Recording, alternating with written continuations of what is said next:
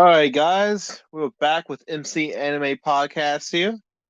I am MC Anime. We have a special guest appearance by, you want to say?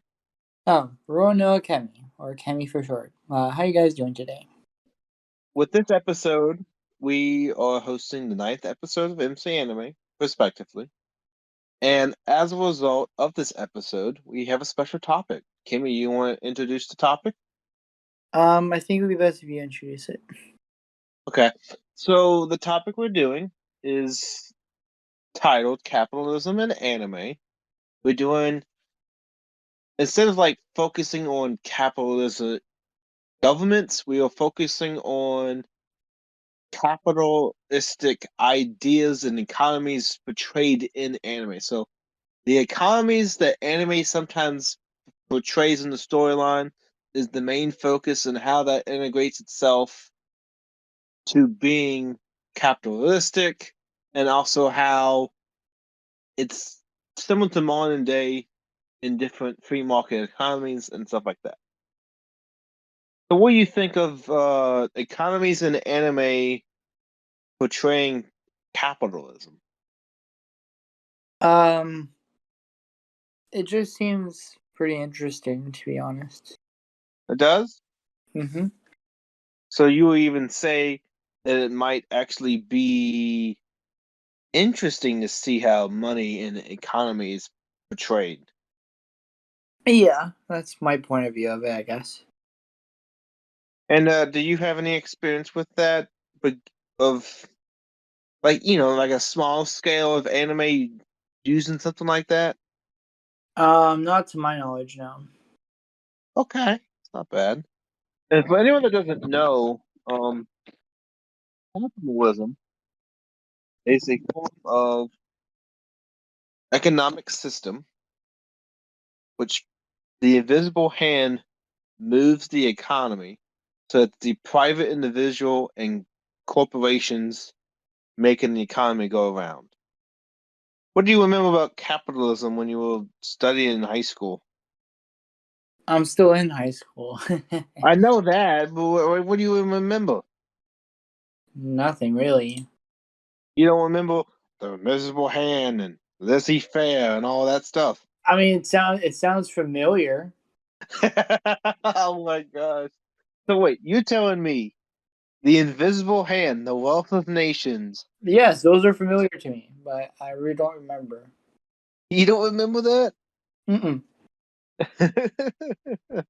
Wow. For anyone that doesn't know, most of the time you hear about capitalism in a case study about the economic sectors of different countries and how they portray themselves in the world view. And with capitalism, it's an economic and political system in which a country's trade and industry are controlled by private owners for profit rather than by the state. So this is what it means to have the invisible hand. Let the invisible hand do the work for you. And therefore, the economy it basically stabilizes itself. And also, laissez-faire is uh, barely any government involvement, hands off approach. Anyway, let's go back to the topic at hand. So we are portraying that topic in anime, and the four anime that we are discussing is Spice and Wolf, Asscendance of a Bookworm, Log Horizon, and my personal favorite, See the Money of Soul and Possibility Control. So we're first introduced with Spice and Wolf. What do you want to tell the audience, Kimmy, about Spice and Wolf? So what it's about is the wolf goddess Holo has honored a contract to bless and rule a village of Pasol with the fertile harvest. And in return, she has been celebrated with worship by the villagers. But as mankind advances, the people have begun to take command of nature of themselves and had made their own god to worship. Then Holo finds that she is paid a little more than lip service, if not outright mocked. And considering the contract annulled, she takes human form and enlists the aid of passing merchant Kraft Lawrence to return her home in the snowy forests of the north. As they journey together, Kraft finds that he has plenty to learn from this capricious god, and she'll learn from him as well. And for anyone that doesn't know about Spice and Wolf, the ancient god of Wolf origins, Wolf. Even though she represents the harvest, she represents the old way of life, if that makes any sense. Yeah. In the old way of life, they use living sacrifices to the deity to have a good harvest. And they still have some of that resolve and they still come around. That's actually how we see them in the first episode is a sacrifice. And then the sacrifice gets thwarted in the process, and that's how they meet them. Yeah. Also, with Spice and Wolf, we have a very unusual duo system. What do you think of the duo we have in the two main characters? Oh yeah, she's like a god, like a goddess. Sorry, Yeah. she's like a goddess. But yeah, that's just my opinion on it. And the businessman that we actually introduced is Lawrence. He goes on a wagon from town to town selling different goods, and he finds Hollow along the way. In the process of finding Hollow, he can't really. It's hard to deal with her at first because she's so different. Even though she controls the harvest and gives them plenty of food, she hasn't been doing it for a long time, and yet humans barely still believe about. There's only a few pockets of the royal areas that where she can still inhabit and have an impact. Oh, how about this? So if you think that a fox deity is interesting, how about we go with Lawrence, for example? What do you think of someone who goes around and being a tradesman by heart, by trade? By heart, you mean? Or Yeah, like, by heart. That's his job. He's trying to sell different products. I think that really shows that he's dedicated to his job. Really, yeah. Okay. Mm-hmm. And for anyone that doesn't know what Kraft Lawrence is, he goes by a surname, 25-year-old man, traveling peddler, which is basically salesman, town to town, buying and selling various things in order to make a living. When he was 12, he became an apprentice to a merchant relative and settled on his own at 18. His goal in life is to gather enough money to start his own shop. He's already been traveling for 7 years, getting experience in the trade.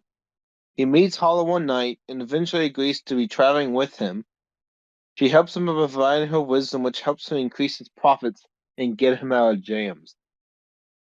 How would Hollow benefit the tradesman? I think, but they could make. I mean, they could make money, for example. I guess. What can they gain by the relationship? Do you think that Hollow can actually be the biggest difference maker in profit margin? I think so. Yeah. Mm-hmm. And one such example is she's the harvest deity. So if anything's in harvest or is plentiful in the crop yielding, then she can actually tell him what is going to be the big harvest that year and what to invest the most in. For example, take corn. What if you knew exactly when the corn would be and the best way to pick it? How will you use that information to make money? Um, I don't know. What are your thoughts on it? To be honest. Well, if you knew the corn was going to grow, and you knew there's going to be a surplus of people in the market trying to get it, then technically what you're doing is what we call today insider trading.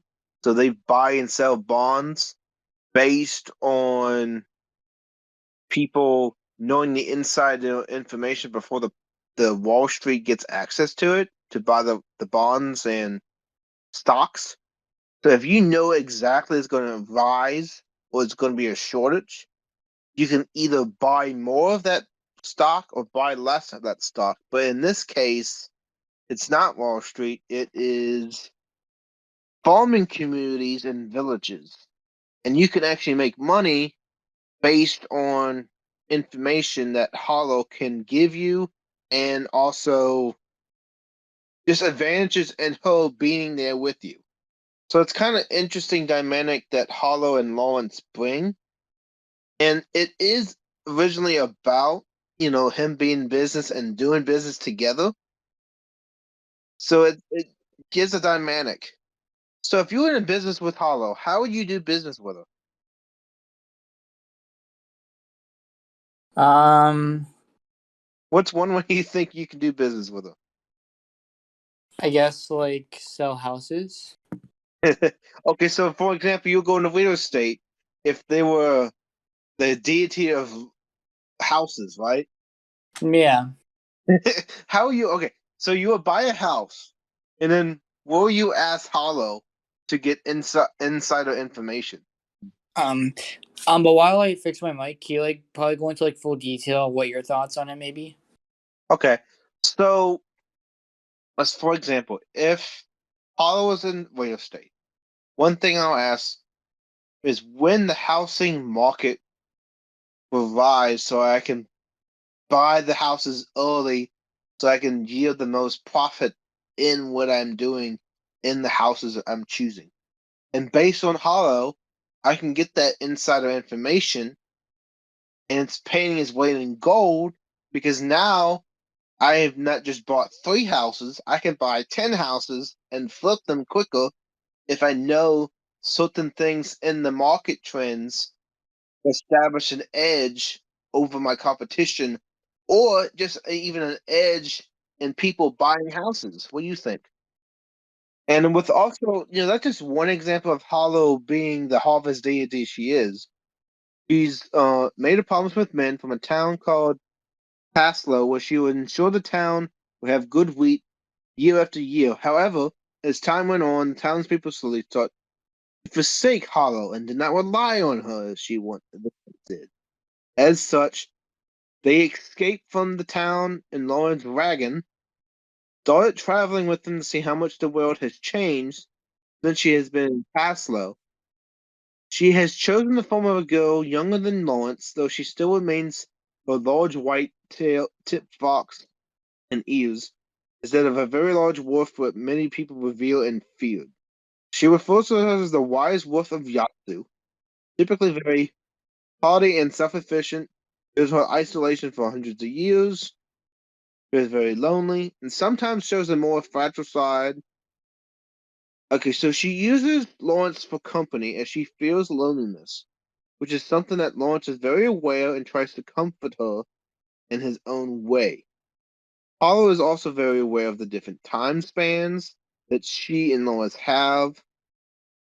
As a human, lifespan is a blink of an eye, is quite scared of the fact but hides it with jokes. She has a particular way of speaking, modeled after that Iran high class cuisines, found delicious food, alcohol, but especially loves apples, takes pride in her tail, and special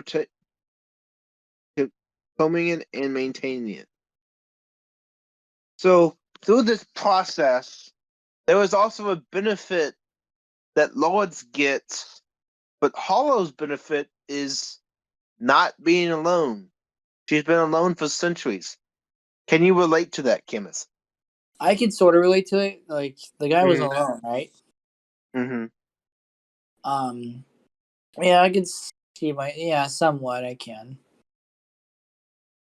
Okay, so if you're isolated for hundreds of years, what is the impact does that bring to human connection, first of all? I don't think there would be, to be honest, if there's like no humans around or like no people around. Yeah, but if she's super isolated and now she suddenly has Lawrence, Oh, yeah, that kind of um, impact. oh well, I think that would change your life completely. Would it change for the better, or would it actually change for a totally different direction? If she's like a goddess, then it could possibly change to another direction. So, do you see the goddess now, the deity of harvest, being more human-like, or exploring the option of what she did not know before? Probably explore she didn't knew before. So what kind of experiences do you think will transpire through that transaction? Um, What's something you can influence or guess? they could probably explore something new that no one else had before. Yeah. What's the guess about it? Um, hmm. If you haven't experienced it before and now you're experiencing it now, what does that bring to you as a person? Excitement, I guess. Okay. So you feel a, a surge of freshness and regenerative things that you didn't really have when you're isolated in the time, right? Yeah. Okay. So now we know what each person in the relationship brings to each other. Them together, do you think can form a very powerful duo to make more business? I believe so. Yeah. Um, You know, and it's a really short anime that if you don't know, it's like I think 12 episodes. So I would suggest maybe watching like one at a time and watch it here, watch it there because you can binge watch it all at once and then not have anything else to watch. And the only thing else is maybe the manga that goes more in depth, but that's really the only other adaptation that you can enjoy after watching the anime. So you have to just be careful on that one. you're right. Mm-hmm. It also goes to show you that, the barter system back in the day was the first economic system. Isn't that hard to believe? Um, not really. Well, Mm-mm. yeah, because most of these people are cash poor. So Yeah. they didn't really have like a country backing up currency as much. Most of it's like silver balloons or gold pieces, stuff like that. Bronze. Here's an example of barter. I am a Mm-hmm. corn farmer and I want some goats. How am I going to pay for those goats? If the only thing Um, I have is I guess you hire people. okay. So if I have corn and I want to get goats, the only medium of exchange that I have is the corn that I grow myself on the farm. So if I want that goat, I have to give my corn away in the harvest time to get the goat. If I want the goat for like goat cheese, I have to pay up the corn, put it together, and it's that medium exchange is what we have today in cash. Countries back it up, give it its value. But back then, in like, I don't know, 1700s, 1800s, we have the barter system. Well, barter, we actually go back centuries before that. 13th century. Barter was everywhere. You will use it as a medium of exchange. In the medium of exchange, you have something of equal value determined by both parties, and that's what barter is. Right. So, have you ever traded anyone something of equal value, and that's how you? Oh, I know an example. You got then you get like a virtual world packs in Yu-Gi-Oh, and you trade it for the core.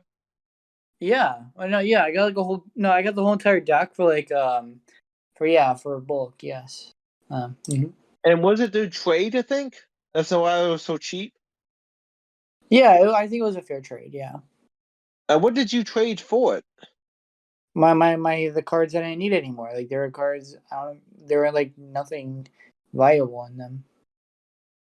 Okay, so you traded old cards to get a core set, and that core set is now what influenced your deck building.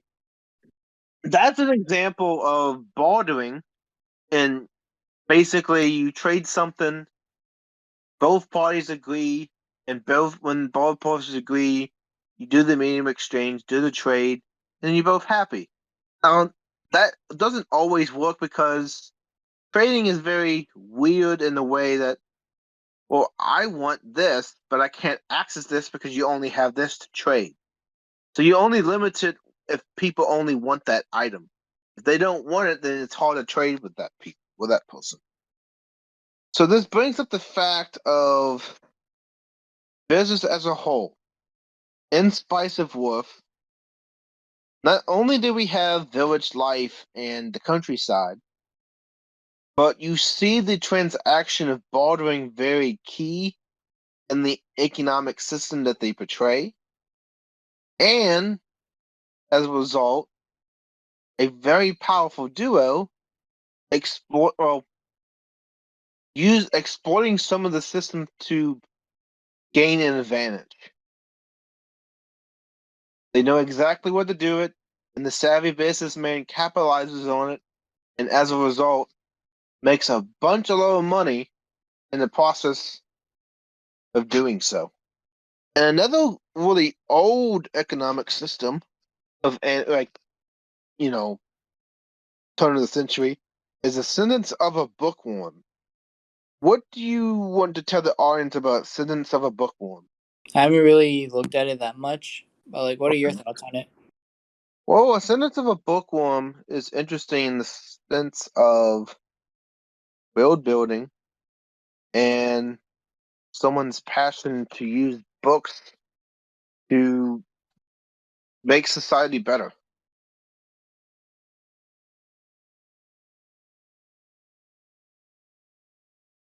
So, she has all this outsider information that in the time period that she's in, no one knows about. So she makes shampoo, makes soap. Shampoo, the invention of the shampoo, is really big seller for her because as a result, it creates hideable income, and now people actually have a way to wash their hair in a reliable sense, you know? Yeah. So the outside knowledge that she brings impacts the world because each idea is new and revolutionary because it hasn't been seen before. The whole model knowledge of the outside world, because she's really genius level when it comes to the world that she was reincarnated from. Yes, this is the isekai, but as an isekai, it's also diving into the fantasy aspect too. So the plot follows a book-loving post-secondary college student, soon to be librarian, ends up crushed to death by our books during an earthquake. Very melodramatic for that. But dying breath, she wishes to be reincarnated in a world where she can read books forever. She awakes in the body of a weak 5-year-old girl named Mine in a world where books are scarce, only available to the elites. She's trying to retain her memories from her previous life, decides to create and print her own books so that she can read again. So, through her printing books, this is how she creates the passion to create inventions. So, chemists, if you had the means to make your own book, what can you do to get access to paper and ink? Oh, simply buy it. What else? Yes, you would simply buy it, but we're in a time period where you can't just buy it. You have to make it. So Oh how yeah, do but you I was gonna say that too. So if you're in this time period and you know a brief history of literature and how paper is made, where do you think how you would make paper? But like from like trees. Okay, that's a start. You need the technology to make trees accessible. So you need to cut down the tree, do the paper, but that doesn't really exist because the technology associated with it is very hard to mass produce.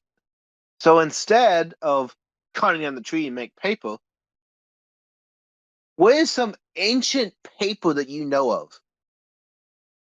And Mm, said ancient Egypt. I would. I would not know, to my knowledge. Well, one such paper in ancient Egypt is papyrus. Very thin, like paper that you can actually use from the plant. And it's and during this period, papyrus was used for documenting records. And there's like cave drawings. You also have stone plaques. It goes into showing you the different methods that she's utilizing to make her own books because she's poor and uh, the parents that she's having resides in a military campaign, so that's their income. They serve the military and be guard troops in the front. So it goes to show you that you can be very business savvy if you know what to do. So, Mhm. chemist, what would you do if you knew you can open a business of any type? What would you do? For me, personally, I want to be a real estate agent. Um, Okay, so you open up a business, and what is the first thing you have to do when you be a real estate agent? well, you gotta have to have people, like, you gotta have connections. You gotta have like kind of people to like. You need to like interest them and like to buy them a house or sell them a house.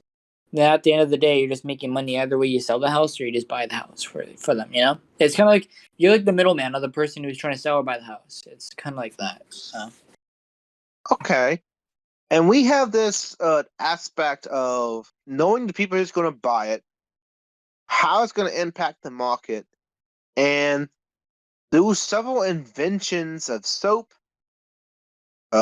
perfume, shampoo. All of that influences the world where they don't have it. The basic law of an invention is you try to solve a problem in society. In doing so, of solving that problem, now you actually make a product of it. You know, any invention is meant to better society, and in that such capacity, you reach a new understanding in how you change the world. What is chemist? What is one invention that you really like when it changed the world? Probably a bicycle. Probably a bicycle. Mm-hmm. Okay. So, through the essence of a bookworm. Okay, so what about a bicycle do you like the most? I would not know. It's just a normal bicycle. Um, Okay. So you ride the bicycle, you get there, you double or triple your time trying to by walking. You are able to you basically have fast transportation. That is the problem in which people are trying to fix. So that what they saw was riding either a horse, walking, or running. That was the only modes of transportation that they had back then. And horse and buggy was a really good invention just to increase the speed of traveling. Bicycle is also one of those things that's personal transportation. Through the sense of a bookworm, we establish not only that she has outside information, she's also very limited in her form because she has a frail body. The person that she reincarnated actually can't reliably do much, so she has to rely on the help of others. So, chemist, mm. question. If you let's just say you have a physical weak body, how would you ask people to help you with a task in doing something? Invest in something, I guess. Um, Okay. So you if you were in modern day terms, if you had access to money, you will hire people to help you, right? yeah. Okay. Through the anime of Incidents of a Bookworm, mine actually enlists several journeys along the way to learn how to do something.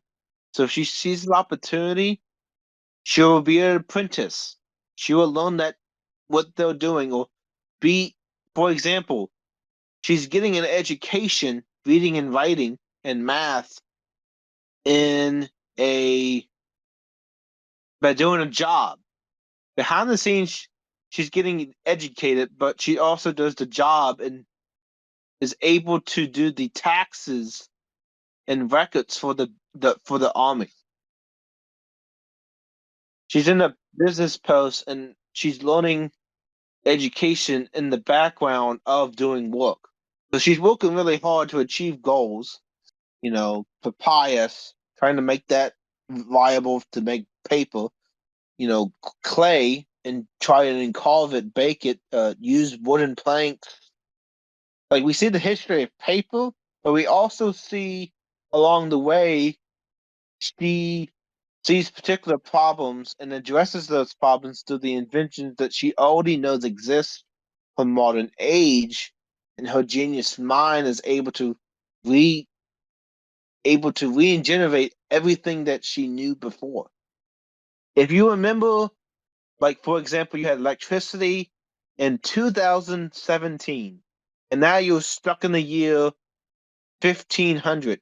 How you bring that concept of electricity to old school life? The concept is basically this: electrons are moving, and as a result, you have a static charge. So, we take the concept of electricity applied to the 1500s.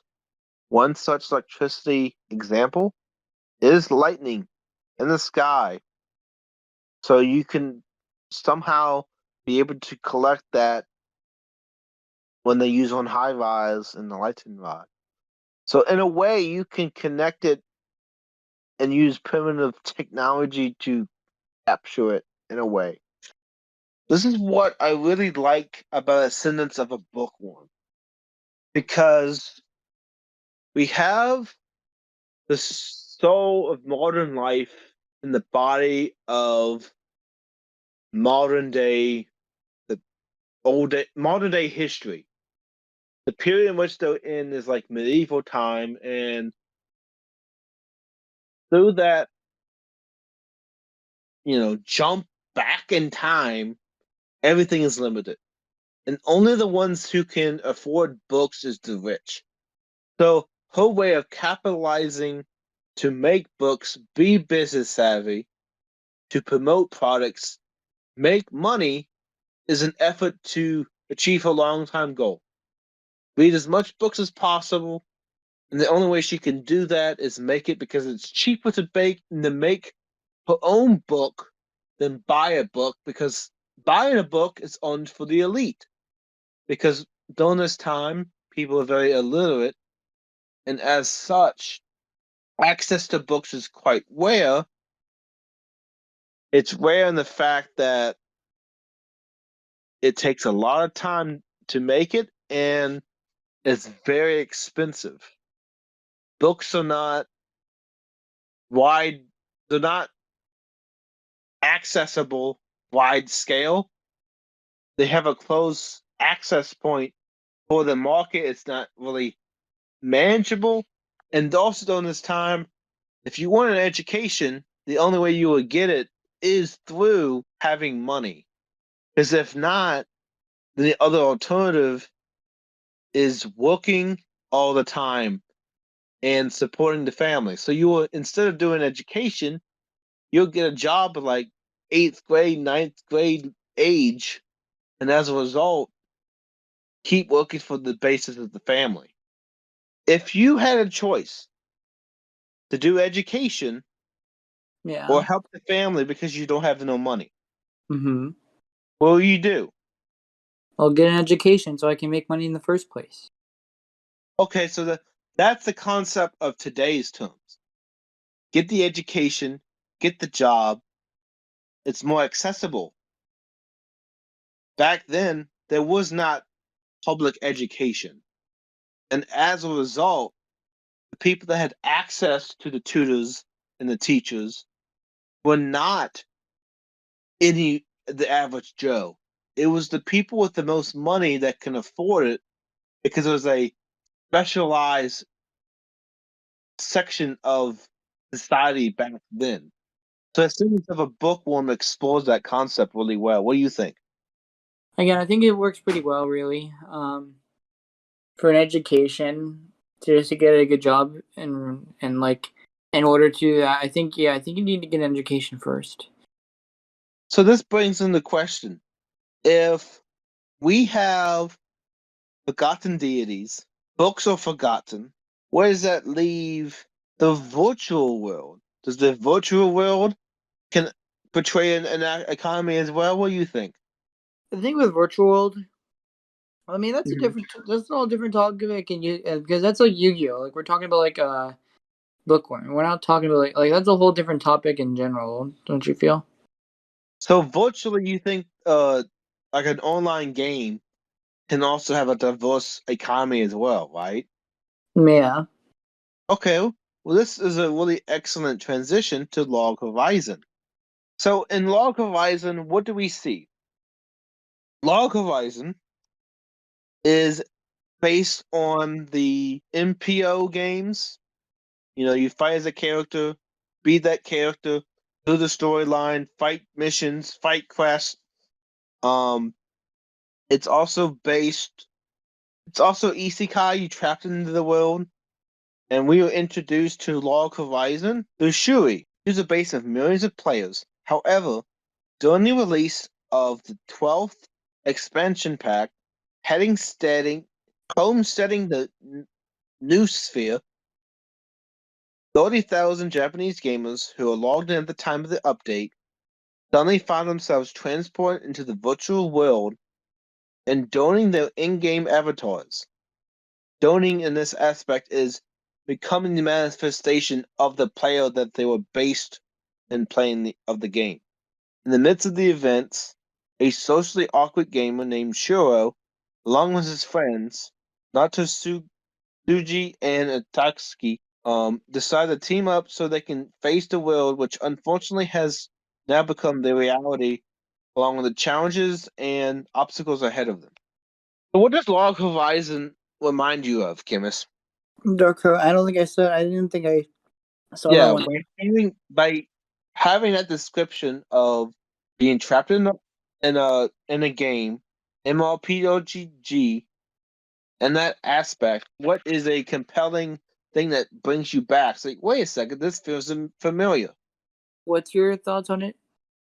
So with Log Horizon, there's a very popular option that's more mainstream is Sword Art Online. People say SAO is this and that, but it's mainstream because it's a very popular name. Log Horizon is actually a more established, more diverse, and goes more to the economy aspect of it. Because they have their own in-game economy, guilds. They had to set up everything in which now was part of the game at the time, and in it we have it portraying a virtual landscape in which the economy is actually the main focus. What do you think of players being trapped in the game and establish their own economic system? I mean, it would take like a lot of work and experience of like jobs to like get to that point of view. I Mhm. think it's just I think if we just talk about experience wise, um, I think that just makes them more easier to establish like a successful business. You know what I mean? Mhm. That's just my thoughts on it. Okay. And in doing so, it expands the horizon of, well, now, you know, we have to make something for ourselves and we're trapped in the game.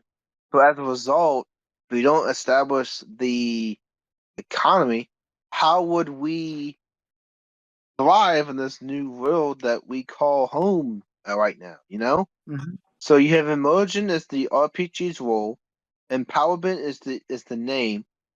Those who play the role playing game are allowed to lose themselves in the fantastical and brave settings, brave new worlds, narratives in which, like a knife on a landmark, begs the question: why MMORPGs? Why are they just plain RPGs and not enough for MMORPG players? So with okay, This reminds me of virtual reality. What do you think? What's your thoughts about virtual reality for a second? It seems interesting to me. So you can put a headset around you, and now your surroundings is a game itself. They dive into the world that is virtual reality. You can just hook up with a headgear, put it on, but them doing so it basically makes it, well, we have the reality on Earth, and we have the reality in the game. How do we distinguish the two? With Log Horizon, it makes the reality in the game your reality, while on Earth is not your reality. You lose. Now you become part of the game. Now you're trapped there. So now you need to establish yourself not only for the sake of sustainability. We have to create a guild. You have to create a trade. In doing so, you now have people giving out money. People finding jobs in a new setting they don't are not accustomed to. So, what types of jobs do you see NPCs do in games like this? Oh, like they craft things. Okay, crafting, artisan, fighting. Because you have to make the sword. You supply the armor. If you have a mage, you have to have special relics or potion base. There's many ways in which you can make money by honing in on your craft. You know. Yeah, So if your craft is okay, what's your favorite role as a player? I would probably be like I would probably be like an archer, you know, like a swordsman or an. A swordsman? So you be the so you be the swordsman. Where will you buy your swords? How will you decide to buy the best sword to be a swordsman? A legend. I want like a sword that's crafted by like a god or like you know, just or a good sword to defend myself. Okay, so as a swordsman, you are willing to go on a venture, right? Right. So would you go on a quest to find a legendary sword for a campaign or as a prize to win that quest? Mm-hmm. Yeah. Okay, this is the setting of an MMO or RPG because in this setting, sometimes the only way to get something of high value is to go on a quest to get it. You build up your character, you build up your inventory. So them establishing the economy basically makes it easier on the players to not only get the goods they need, but also keep advancing in the game to make a life out of themselves.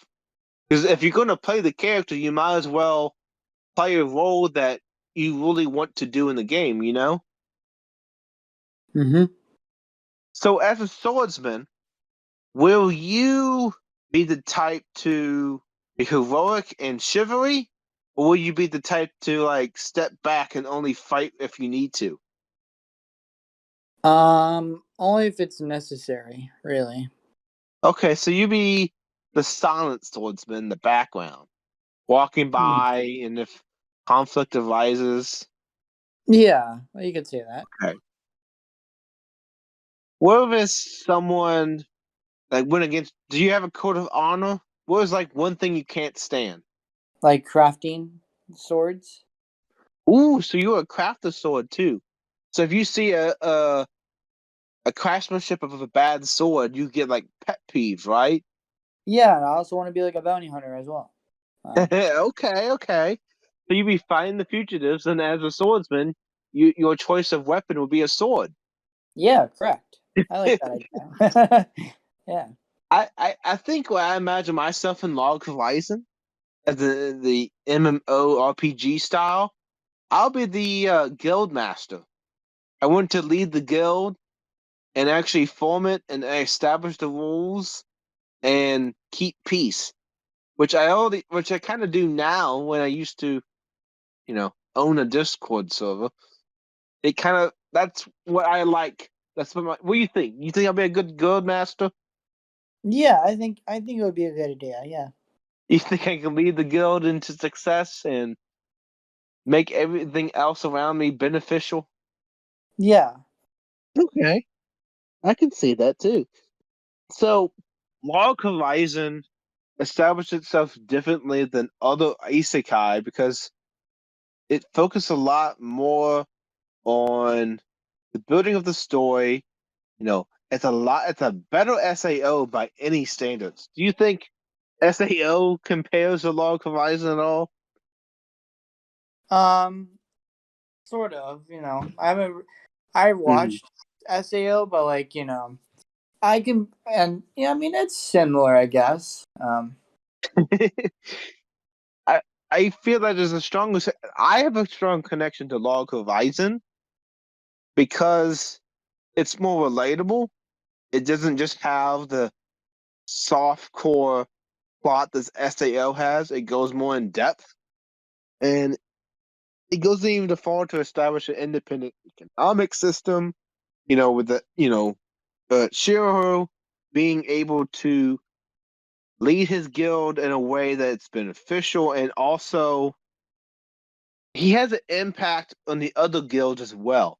We call meetings, and in that meetings, they discuss policy and discuss reform. It really makes it feel like it's a progressive government. Yeah. They make the world around them better.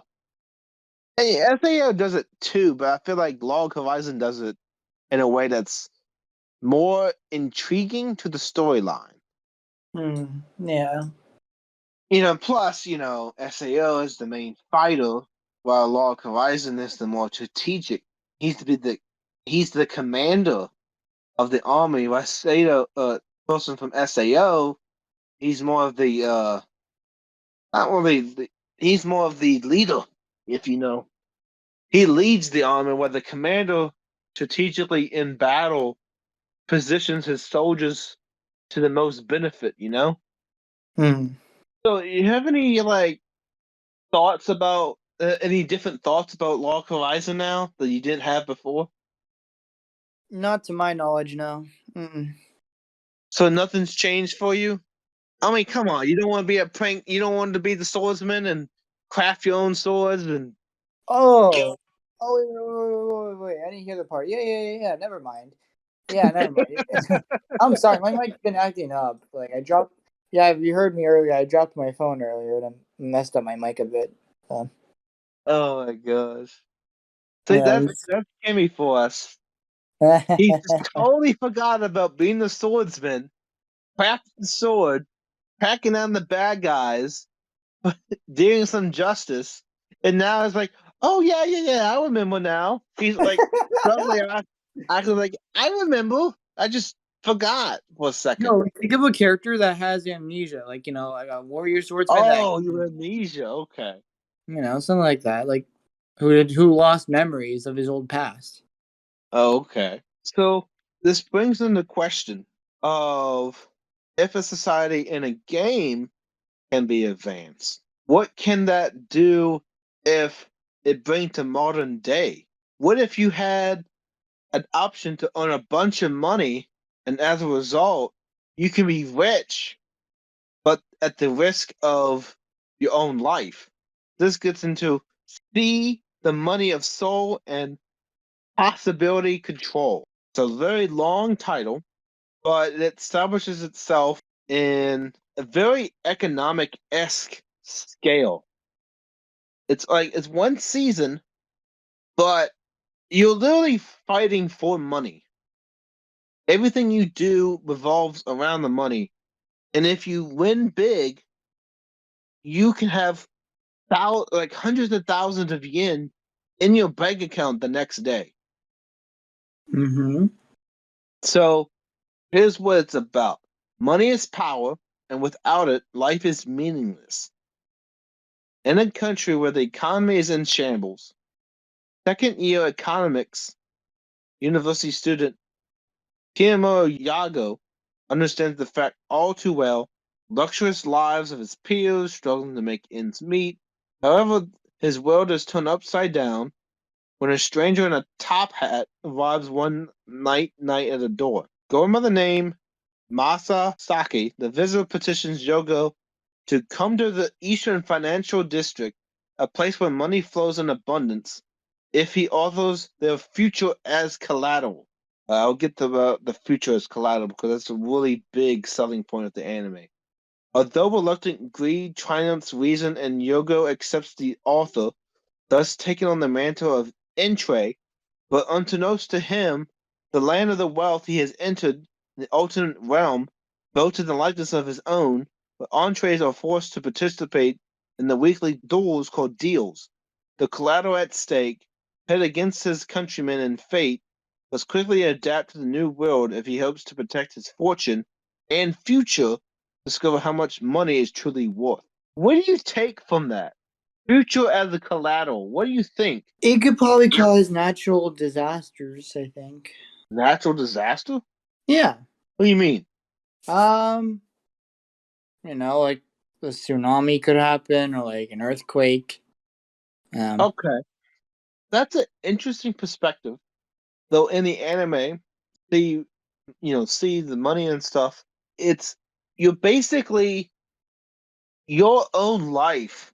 The money that you be possibly earning is based on your future. Like your future is at stake. You're betting your life to achieve all this money. If you lose all the money, you lose your future. So you cease to exist at that point. Makes sense, yeah. You're signing a contract with the devil over money. Ooh, I think you're probably like sign a devil. Yeah, it's kind of sign a contract with the devil. Yeah, makes sense. It's kind of like not like you're selling your life away, really. Well, that's literally the concept of this. Your future is collateral. That basically means if you go bankrupt, which in reality you can if you lose all your money through the deals, then as a result, if you go bankrupt, you basically disappear as data. You be forgotten. And the world, I think, will see you missing, but they don't know where you are. It's really weird in that aspect too. So you heard the show with Make a Deal, right? Yeah. You choose like different cases and you have the chance to make $1 million based on the case. The banker gives you offers to the banker gives you an option. If you're like, I'll give you $100,000 if you say deal or no deal. Well, in this case, the deal is an actual match. Instead of, deal or no deal, you're saying if I lose the money. Mm-hmm. And people fight with entrees. These are like companions that you use to serve in battle. And as a result, those are your companions in battle. They do the battle for you to keep your total up and your cash value up. Yeah. What do you think about that? I think it's interesting enough, to be fair. So it's interesting in the sense of it's different and also sit in a world where economics is very bad. So you participate in weekly deals, which is battles over participants' money using familiars called assets. And then also you use against other entrepreneurs, alternate playing called the financial district. So the financial district, when you think of financial and then district, you literally say, okay, this is a place where there's lots of money. When I think of financial things district, I think of immediately Wall Street. High money, money flowing everywhere. And in this case, if I can make it big and go rich, the only thing I have to lose is my future and it being possibly erased if I go bankrupt. And the assets are my foot soldiers to enforce my entrepreneurial ability to make more money. It's like it's a metaphor for fighting with businesses, business rivals, they fight to make money. Well, literally, you're fighting to earn money in this case. The entire motive to fight is money and greed. And, you have to once a week do an asset deal. If you don't, then you can actually lose money. Yeah. And if you don't comply, then you're in a rude awakening because that aspect of the contract you sign is legally binding to your future. Instead of you selling your soul, you sell your future. So, would you, in the pursuit of money, sell your future and not know what you did? Yeah. Okay. So, if someone offered you $1 million, but they said that you have to work for me for 7 years and once a week, I don't know, what was your condition? Like if for 7 years you had to do once a week, what will you do? Just as long as I'm able to see my family, I guess, or people I'm close to. Okay, so let's say this. For 7 years, I'll give you $1 million. I'm gonna give you drugs to make deliveries. One time per week commitment. And you have to do it. Would you do it? I mean, it really all depends. Really, I really don't want to know how to answer that. So if you accepted the $1 million in 7 year commitment, and then now I tell you, oh, by the way, for 7 years, once a week, you had to deliver to this location at this time. And if you don't, I steal your future. Mm, Very depressing, isn't it? yeah. You can't get out of the situation because now I have leverage over you. Leverage is you bet your future. If you go against it, I can zap you away, make you disappear, turn you into useless inflation of money. You know how inflation of money happens? The more you print, the less value it gets. Yeah, I heard of that term before. Yeah. Yeah. Well, in this case, instead of, the more you print, the less value it gets, the more money you get to win these assets and these deals, can also go back and say, okay, you are the inflation. I can take you out of the equation, and therefore you have no value if you go bankrupt. You're a decrease in value as less money you have. What do you think about that? Seems interesting to say the least. So, you have familiars, and with familiars, you summon them. They represent you in a way. They represent your future. One big thing about assets is they are based on the future that you use as collateral. So if you use your future to get married, and then your asset is the future wife that you could have had, and that person is now fighting, then guess what? If you lose, you have no marriage in your future, Mm-hmm. That's the types of futures that are used as collateral. They take one piece, take its worth, and evaluate it, and then that is what it's taken as collateral. Instead of selling a house in your name, and they can take it away, they take away that possible future that you don't even know that could be happening. Like you probably don't even know how to identify the familiar that you have is what future it represents because you will lose it. So that's Mm. how big the stakes are in this anime, where you go to a different dimension, hidden from society in the financial district. And there's another thing about the financial district is very important. The financial district literally runs the economies of the entire world, and Japan is one of the largest. Without the financial district, everyone will be in financial ruin because their economies are in shambles.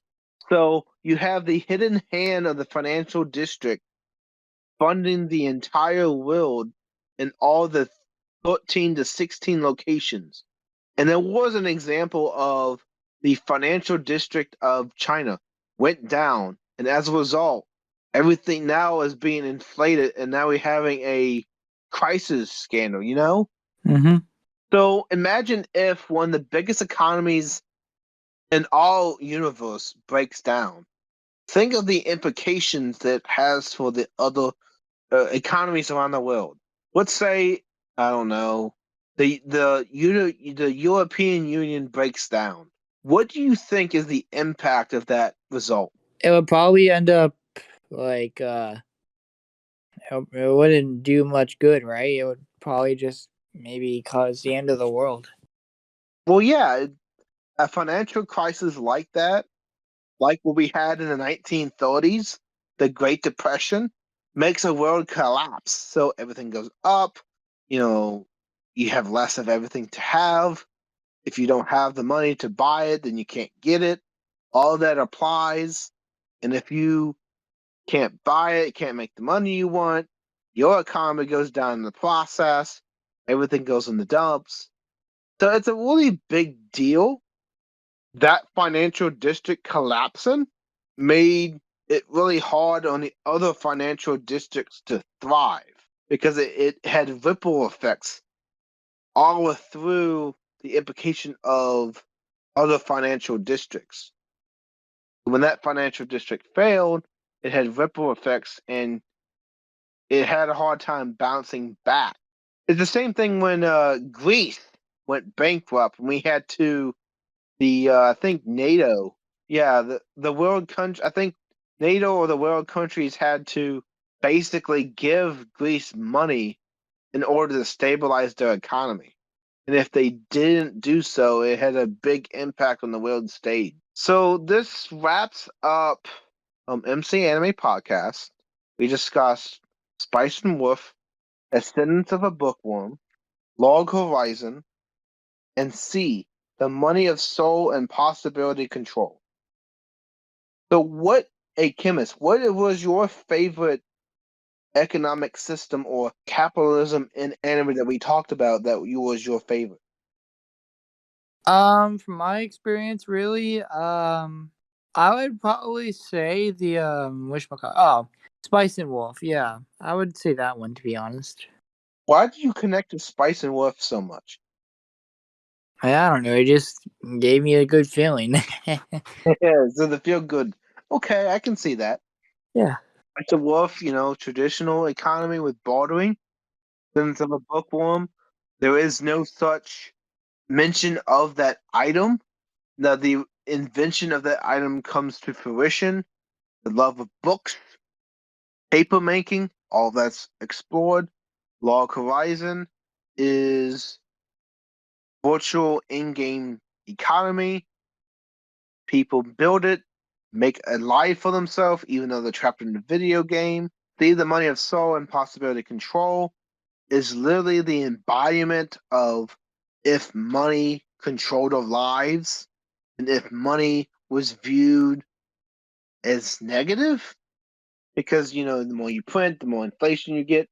There's lots of it really gives economic theories and crashes. It really examines the economics in which is taught in theory and practice. So what's your closing thoughts about everything? I'm sort of a little bit interested in the topic. It piques my interest. Um, and like I think it would be a fun topic we can use in the future. To be honest. And personally with I'm gonna say this. The reason why I thought about this of capitalism in anime is the last topic of anime we discussed, see the money of soul and possibility to control. I really fell in love with that show in its portrayal of money, economic system, the government went bad, if you sold your soul, how would it look like? All that aspect really played a big role in me enjoying it.